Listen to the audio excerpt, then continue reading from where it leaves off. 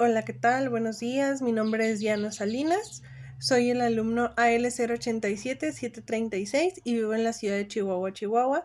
En esta ocasión nos encontramos en el cuarto módulo de nuestra materia de Derecho Laboral y para finalizar la materia vamos a dar solución a algunas preguntas. Voy a tratar de ser breve para cumplir con los lineamientos de tiempo, así que sin más, comencemos.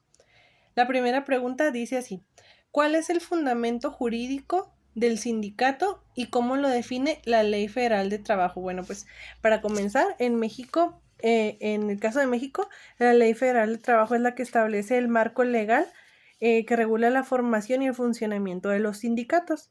Según la Ley Federal de Trabajo, el sindicato se define como una organización o asociación de trabajadores que tienen como objetivo la defensa y la promoción de los intereses laborales, económicos y sociales de los trabajadores.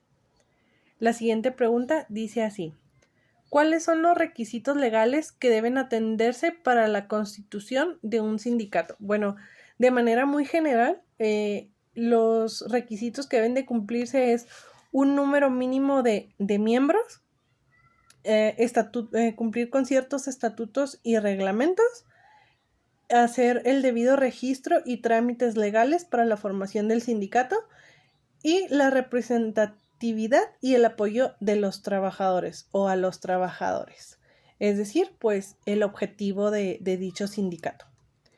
La siguiente pregunta dice así: ¿qué beneficios y obligaciones tienen los trabajadores que pertenecen a un sindicato? Bueno, los beneficios que tienen los empleados es que van a contar con un representante, el cual, pues como ya vimos, va a velar por sus intereses o va a negociar por ellos, la protección de sus derechos laborales y que va a contar con solidaridad, y apoyo para lo mismo que ya vimos anteriormente.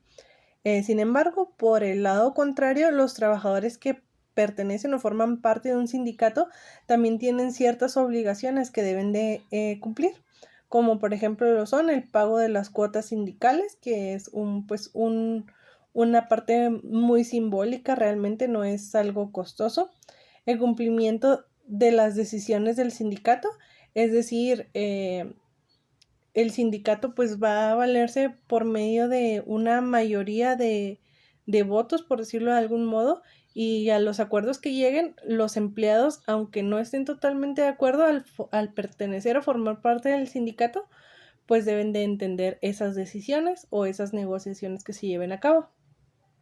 Y por último, debe de contar con una participación activa dentro del sindicato, es decir, si se le citan a reuniones, si se le solicitan algún otro tipo de actividades, deben de participar de manera activa dentro de ellas. La siguiente pregunta dice así: ¿a qué se le llama huelga y qué objetivos persiguen? Bueno, pues de manera muy simple, una huelga es el cese de actividades por parte de los trabajadores. ¿Y qué objetivos persiguen por medio de esto? Bueno, algunos de ellos son mejoras o solicitud de mejoras en sus condiciones laborales, la protección de sus derechos laborales o una negociación colectiva. ¿Qué quiere decir esto? Bueno, las mejoras en las condiciones quiere decir que no están de acuerdo del todo con las condiciones con las que cuentan actualmente. La protección de los derechos laborales, esto se realiza cuando, aunque el empleado y el empleador estén de acuerdo en que, valga la redundancia, el empleado tenga ciertos derechos, como patrón o como empresa no se están cumpliendo del todo estas obligaciones o este derecho del trabajador.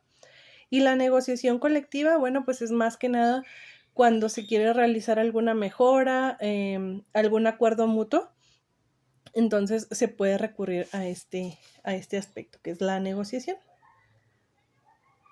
Es decir, un punto intermedio entre las demandas del empleador y lo que puede ofrecer la empresa. La siguiente pregunta dice de la siguiente manera: ¿qué requisitos debe cumplir una huelga para que surta efectos legales? Bueno, las huelgas deben de contar con la aceptación de la mayoría de los trabajadores, es decir, aunque el 50% de los empleados estén de acuerdo y el 50% esté dudoso, con una persona más que esté de acuerdo se cumple este requisito. Entonces, eso es lo que sería el balance entre la legalidad del efecto de una huelga.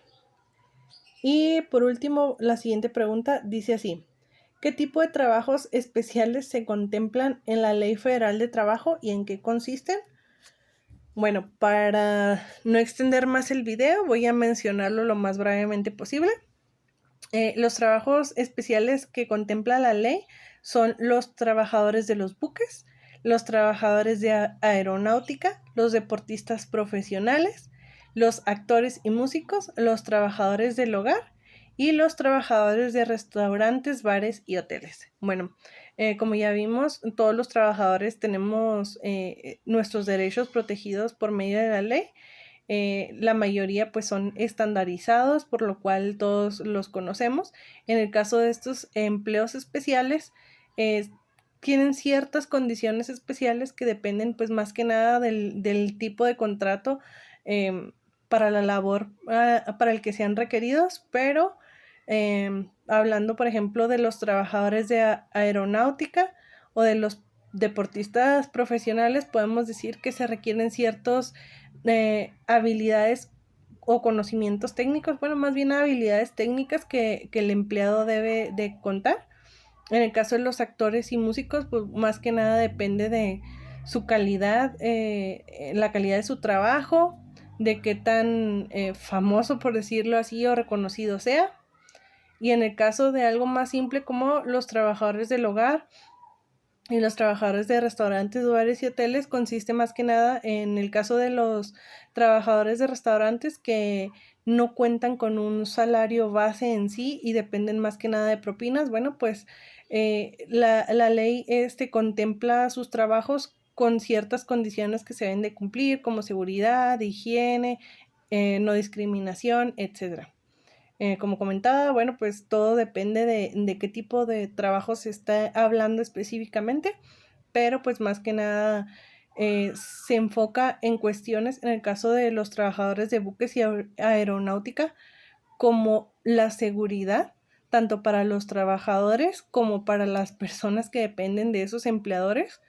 Es decir, tienen ciertos requisitos, por ejemplo, de nacionalidad, para evitar ciertas situaciones legales, por decirlo de algún modo, o de seguridad, debido a que el empleado pues sea leal de algún modo a otra nacionalidad y poder evitar situaciones como guerras o conflictos políticos. En el caso de los deportistas, pues ya vimos más que nada de las habilidades, de los actores y músicos, pues también. En el caso de ellos, pues debido a la naturaleza del trabajo, no pueden cumplir con a lo mejor horarios de trabajo o situaciones de trabajo como presentarse a una empresa en todo momento y cumplir con un horario laboral. Entonces, en el caso de ellos, si su trabajo requiere, transportarse a otros lugares que sean transportados, pagar sus viáticos, por ejemplo, que el contrato especifique cierta temporada o cierto lapso de tiempo especificado, que su ganancia va a depender del tiempo del que esté trabajando, no sé, situaciones similares. Y en el caso de los trabajadores del hogar, bueno, pues como vimos en la materia, no siempre existieron estas leyes que los protegen. Actualmente se está trabajando en ello y cada vez más se modifica, sobre todo en el caso de ellos, pues lo que es su salario base. Pero se garantiza su seguridad, igual su higiene, no discriminación, etc. Por mi parte es todo. Este video ya se extendió demasiado. Muchas gracias.